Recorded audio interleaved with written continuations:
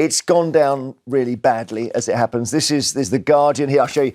Tone-deaf lifestyle show is toe-curlingly unlovable. Meghan Markle's Netflix flop is making headlines, and not the kind she hoped for. Just when we thought things had quieted down in Montecito, Meghan was back in our faces with a brand new reality show on Netflix.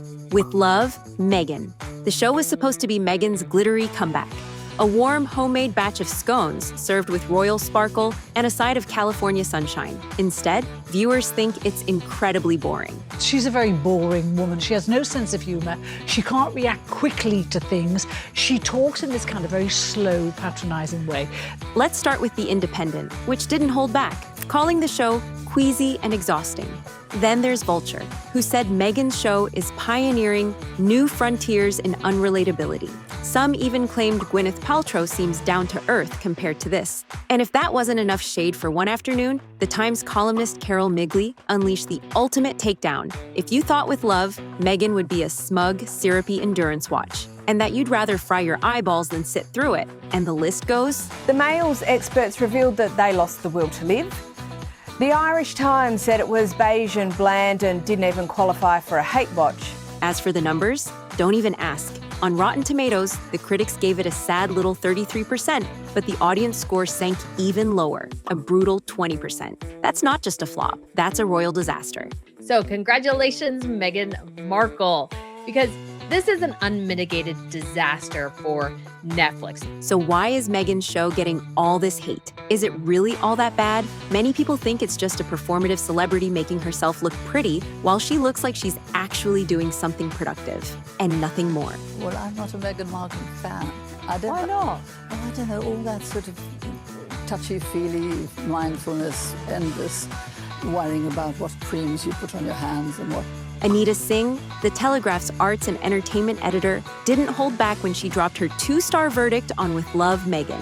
Anita spilled the tea on the show's whole vibe. Meghan isn't actually filming in her own palatial $14 million mansion, but in a nearby $8 million farmhouse.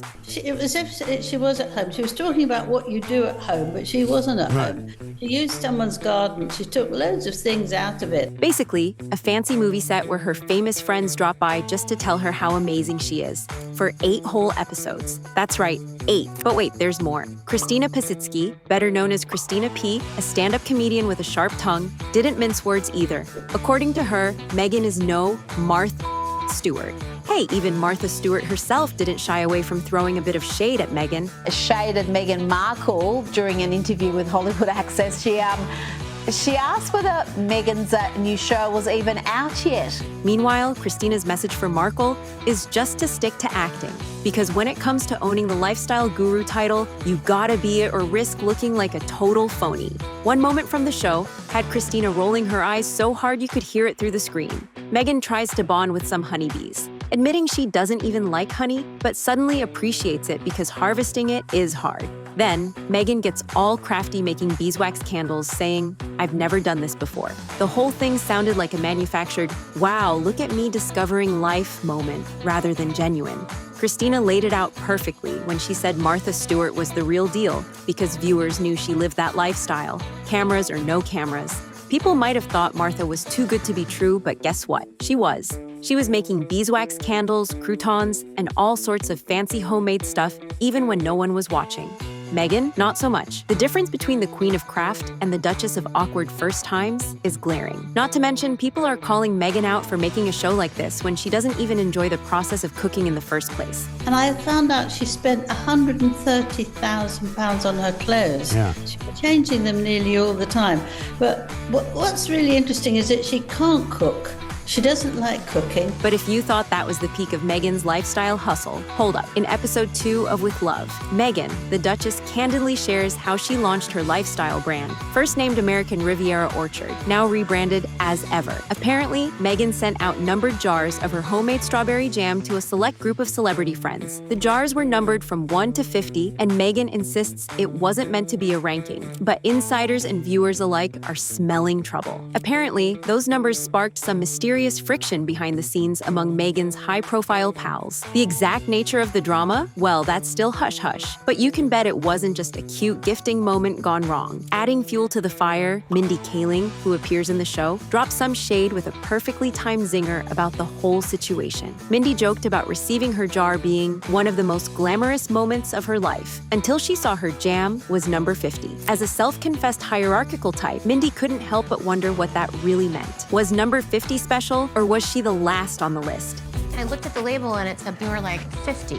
And then I, of course, as a very hierarchical person, was like, who are these other 50? Does having a lower number make me more special? Now, you may see this as some lighthearted drama, but not everybody thinks so. The Daily Mail's Andrew Brown didn't hold back in calling out Meghan's hustle as a bit messy. He questioned how someone can launch a lifestyle brand, push celebrity pals to flood social media with strawberry jam hype, and not even secure the trademark beforehand. Trademark chaos plus social media pressure sounds like the perfect storm for a public relations nightmare. Now, sure, critics have thrown nothing but shade on Meghan and her intentions for starting a tone-deaf show, but not everyone is hating on the Duchess's Netflix debut. Over on X, a handful of fans are actually finding the show kind of charming, some even loving the meme-worthy moments that have exploded online. So it's not a total royal flop after all, but here's where it gets spicy behind the scenes. Yep, despite Meghan's own excitement in announcing a second season, insiders have spilled to Mail Online that this doesn't mean a happy ending. You see, the Sussex's blockbuster $100 million deal has officially been renewed, but the whole thing is a bit more complicated than you think. Becoming an influencer,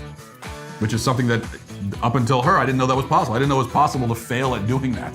Turns out the second season was filmed back-to-back with the first as a money-saving move. Netflix's smart strategy lets them tweak the show based on audience reactions before deciding if they'll keep the magic going. So while Meghan is already celebrating, the real question remains, will Netflix really commit to more seasons? Or is this second season a bittersweet farewell? Turns out Netflix isn't just nervously watching the critics tear apart with love Meghan for nothing. Awful. The Guardian said, kiss the Netflix deal goodbye. With Love Meghan is so pointless, it might be the Sussex's last TV show. They're genuinely worried. And it's not just about the show. Here's the thing. Netflix is deeply invested in Meghan's lifestyle brand, As Ever, which is about to hit physical stores across the U.S. We're talking prime spots like King of Prussia Mall in Philly and the Dallas Galleria, two of America's biggest retail hubs. Netflix plans to carve out dedicated spaces for Meghan's products, including her infamous jam and pancake mix. But here's the mystery. The full product line and pricing still under wraps. It looks like Netflix execs have put serious money into Meghan's brand and don't have a clear plan on when or how to launch everything. Despite all this though, Netflix insiders told The Sun they're actually pretty happy with the buzz and media coverage around the show, but critics aren't buying it. Even normally supportive outlets aren't holding back on their digs. But beneath the surface of Netflix's glossy marketing and sealed lips about product details, the real story isn't about the jam or the pancake mix, it's about Meghan herself. Experts say there's way more going on here than just a TV show flop. Meghan is one of those people who makes you feel something, whether it's love, hate, or straight up confusion. You can't really be neutral about her. To some, she's a fearless trailblazer shaking up the monarchy and the status quo. To others, she's a master manipulator playing the public like a chess game. So when With Love, Meghan dropped, the backlash wasn't just about the show, it was about Meghan herself. Rob Shooter, the host of Naughty But Nice with Rob Shooter and a former celeb publicist, nails it. This isn't about what she's doing. It's about her. The same image problem that's haunted Meghan and Harry since they quit the royal family in 2020 is alive and well. Fans and critics alike want Meghan to be authentic, real, and raw. But the moment she tries, the guards go up and it feels like she's holding back. As Rob Shooter points out, this is a major misstep. She doesn't help herself, he says bluntly. Shooting a show all about authentic you in a kitchen that's not even hers, that's a problem. He said, it feels like watching a carefully staged set rather than a glimpse inside Meghan's real life. And for viewers craving that raw, genuine connection, it's a major turnoff. But unfortunately, how she has been advised, or perhaps the road which she is comfortable going down, is not one which is very relatable to the ordinary person. This authenticity problem isn't just a one-off. It echoes through Meghan and Harry's post-royal life choices. They left the monarchy for privacy, remember? I can't be a private citizen. I will never be seen as a private citizen. I will never be treated as a private citizen. Not by the media, not by... Yet here they are with a Spotify podcast and a Netflix show. opening up their lives for the whole world to see. Fans and critics alike are scratching their heads, trying to figure out how those two things even add up. On the other hand, some experts, like media analyst Sarkis, say the criticism is way over the top. I mean, I am beginning to feel sorry for Meghan, if you can believe it. Yeah, I mean, if even you're saying that, Alexander. Celebs have done far worse than launch a flop lifestyle show, yet they rarely face this level of backlash. So why Meghan? That's where Tina Brown, the royal biographer known for spilling the juiciest tea, steps in with a ruthless critique that cuts straight to the heart of the Sussexes' missteps. Tina also slammed Meghan and Harry's timing for quitting their senior royal roles and fleeing to sunny California, saying they totally botched the grand exit by leaving too early. Meghan gave Harry the tools to leave, because she was wired in. She understood the world of agents and deals, and this wasn't Harry's world. But suddenly he had in Meghan.